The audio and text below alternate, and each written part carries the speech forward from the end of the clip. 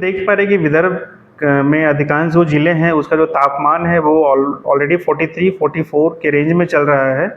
और जैसा कि हम देख रहे हैं कि विगत कुछ दिनों से अकोला भी जो है वो देश में सबसे गर्म स्थानों में एक रह रहा है।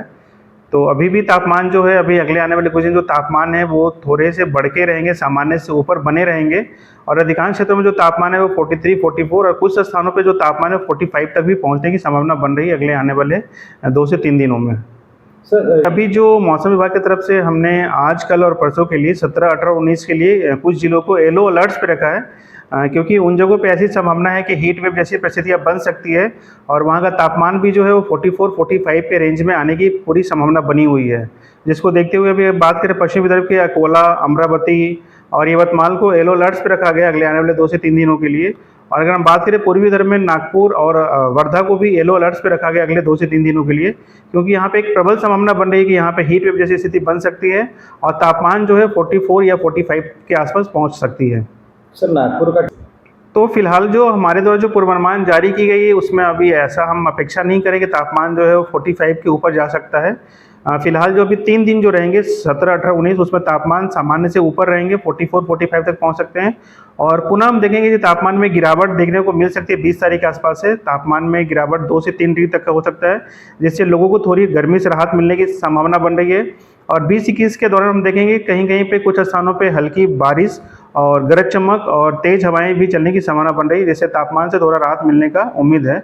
लेकिन आने वाले दिनों में ऐसी कोई भी संभावना नहीं कि तापमान 47 या 48 को क्रॉस कर सकता है। ग्लोबल वार्मिंग इसके लिए जिम्मेदार है क्या कि जिस प्रकार से बढ़ते जो डेवलपमेंट है, जो विकास कार्य है और सीमेंट के जो रास्ते बन रहे हैं, ऐसे में भी काफ़ी गर्माहट और उष्णता का जो तापमान है, ये टेम्परेचर बढ़ते हुए नजर आ रहा है। पहले जो डामर के जो रास्ते होते थे तो इसमें टेम्परेचर उतना नहीं होता था, और होता भी था तो ठंडा डामर के रास्ते पर। अभी जिस प्रकार से सीमेंट के रास्ते बन रहे हैं तो इससे भी टेम्परेचर हाई और आपको नहीं लगता? जैसे आपने बताया कि जो अर्बन डेवलपमेंट्स होते हैं या जो भी डेवलपमेंटल प्रोसेस होते हैं तो उससे लोकलाइज इफेक्ट्स आते हैं।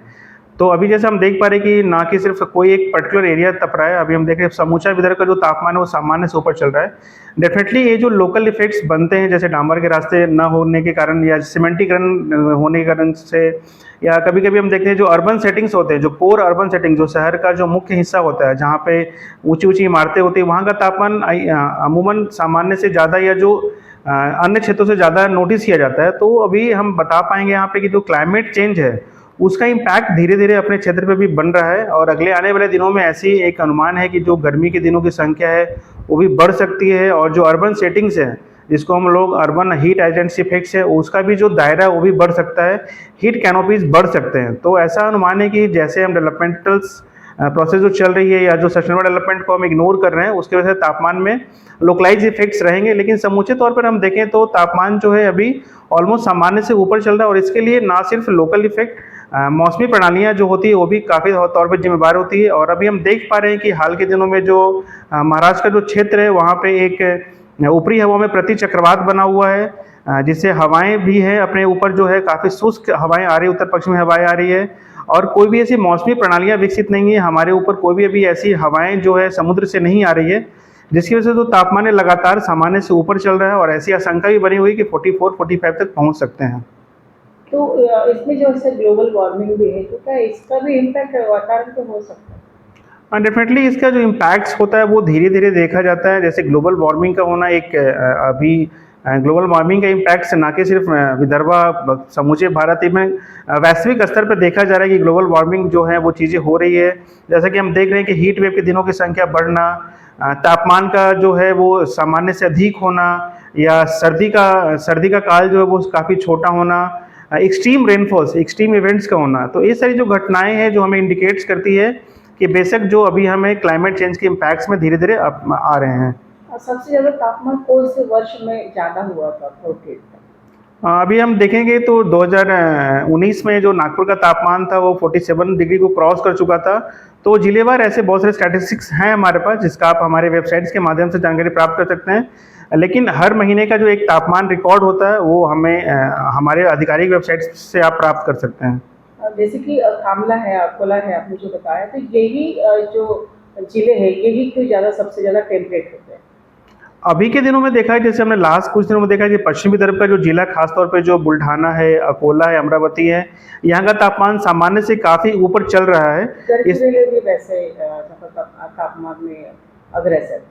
डेफिनेटली चंद्रपुर भी तापमान में रहते हैं, लेकिन अभी के दिनों में हमने देखा जो तापमान है पश्चिमी तरफ को ज़्यादा मिल रहा है, क्योंकि मौसमी प्रणालियाँ जो बनी हुई है, जो मैंने बताया एक प्रति चक्रवात जो है वो इन क्षेत्रों को ज़्यादा प्रभावित कर रहा है। लेकिन आने वाले दिनों में हम देखेंगे कि चंद्रपुर का भी तापमान जो है 44 या 45 क्रॉस करने की एंड ऑफ अप्रैल में संभावना बन सकती है।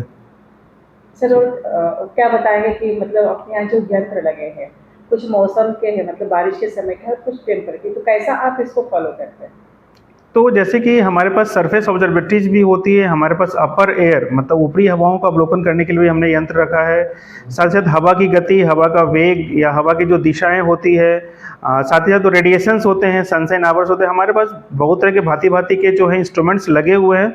हमारे ऑब्जर्वेटरी को आप विजिट कर सकते हैं। जैसे तापमान के लिए हमने सेंसर स्क्रीन सेटअप करके रखा है, जिसमें dry bulb temperatures and thermometer और वेट बल्ब थर्मोमीटर भी रखे होते हैं। साथ साथ हमारे पास इवेपोरोमीटर्स भी होते हैं, जो हवाओं जो हमें कितना इवेपोरेशंस हो रहा है उसकी भी हम अवलोकन करते हैं। साथ साथ हमने अपने इस कार्यालय में हमने ऊपर छत पे भी हमने कुछ इंस्ट्रूमेंट्स लगाए हैं जो आपको सनसाइन आवर्स बताते हैं कि दिन भर में कितना समय धूप खिला रहा।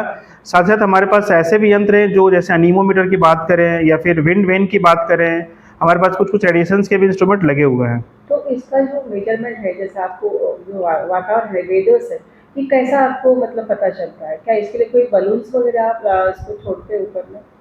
डेफिनेटली, जैसे कि मैंने बताया कि जैसे अभी सरफेस के लिए हमारे पास जैसे हमारे पास सरफेस इंस्ट्रूमेंट्स लगे हुए हैं, जैसे हमारे पास स्टीवेंसन स्क्रीन्स लगे हुए हैं और साथ साथ थर्मोग्राफ, अनीमोग्राफ, और अगर हम बात करें कि विंड वेन का भी लगा हुआ है। तो ये जो है हमारे सरफेस पे होने वाली जो भी हमारे जो नियर टू अर्थ सरफेस जो भी चेंजेस होते हैं, तापमान में क्या चेंज हो रहा है, जैसे आर्द्रता में क्या चेंजेस हो रही है, या करंट में क्या आर्द्रता बना हुआ है, करंट में क्या तापमान बना हुआ है, इसकी जानकारी हम सरफेस इंस्ट्रूमेंट के साथ साथ लेते हैं। साथ ही साथ जो सरफेस के around near to earth surface क्षेत्र में क्या चल रहा है, हवाएं की गति क्या है, हवा का दिशा क्या है, इसका जो है हम सरफेस इंस्ट्रूमेंट्स लेते हैं। साथ साथ हम हर दिन सुबह को 4:30 बजे और शाम को 4:30 बजे मेट्रोलॉजिकल बलून्स का भी एसेंड करते हैं, जिसमें रेडियो सॉन्डर, रेडियो विंड्स नाम का एक इंस्ट्रूमेंट लगा होता है। उसकी वजह से उसके हेल्प से हम ऊपरी हवाओं का अवलोकन करते हैं कि ऊपरी हवाओं में विंड डायरेक्शंस, विंड स्पीड, आर्द्रता कितनी बनी हुई है। तो इनका अवलोकन करके हम पूरे क्षेत्र का, साथ साथ हमारे और भी जो आईएमडी के जो कार्यालय हैं वहाँ से इन बलून्स का अवरोहण किया जाता है, जिससे हम पूरे भारत के साथ साथ आसपास के क्षेत्रों का एनालिसिस करते हैं और हम ये फाइंड आउट करते हैं कि अभी क्या सिस्टम्स, मौसमी प्रणालियाँ अपने क्षेत्र के ऊपर बनी हुई है और उसका इम्पैक्ट हमारे लिए वेदर के फॉर्म में क्या हो सकता है। जनता के लिए क्या डायरेक्शन रहेगा? क्या ऐसे काले में क्या खाना चाहिए, क्या नहीं खाना चाहिए, क्या पहनना चाहिए, क्या नहीं पहनना चाहिए? जिस प्रकार से बॉडी को जो ज़रूरतें होती है, जैसे पानी की ज़रूरतें होती है, काफ़ी प्यास लगती है, तो ऐसे मौसम में नागरिकों ने क्या इसका मतलब पेशेंट ये क्या करना चाहिए, क्या कवर अप करना चाहिए?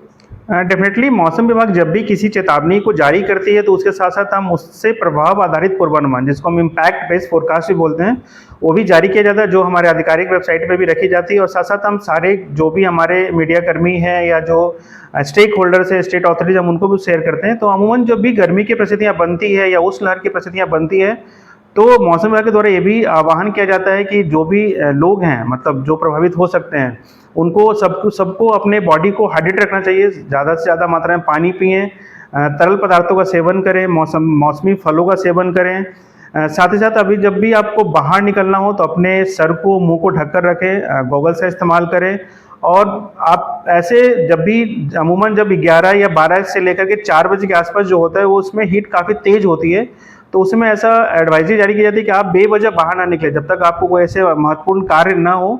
उस दौरान आप जो 12 से 4 का जो टाइम, 11 से 4 का जो टाइम है, उसमें आप बाहर ना निकलें। साथ साथ अगर आपके घर में छोटे बच्चे हैं, वयस्क लोग हैं, बूढ़े लोग हैं या वयस्क लोग हैं या फिर गर्भवती महिलाएं हैं, इनका भी उष्ण लहर के दौरान पे या जब तापमान काफ़ी ऊपर चल रहा हो तो इनका एक स्पेशल केयर करना चाहिए, उनका ध्यान रखना चाहिए। और जो भी एडवाइजरी जारी की जाती है स्टेट अथॉरिटी की तरफ से या हेल्थ डिपार्टमेंट की तरफ से, उनका लोगों का पालन करना चाहिए। और जो भी मौसम में परिवर्तन होने वाले हैं, मौसम विभाग के पूर्वानुमान लोगों को देखते रहना चाहिए ताकि उनको आगे अपने खुद को बचाव करने में मदद मिले।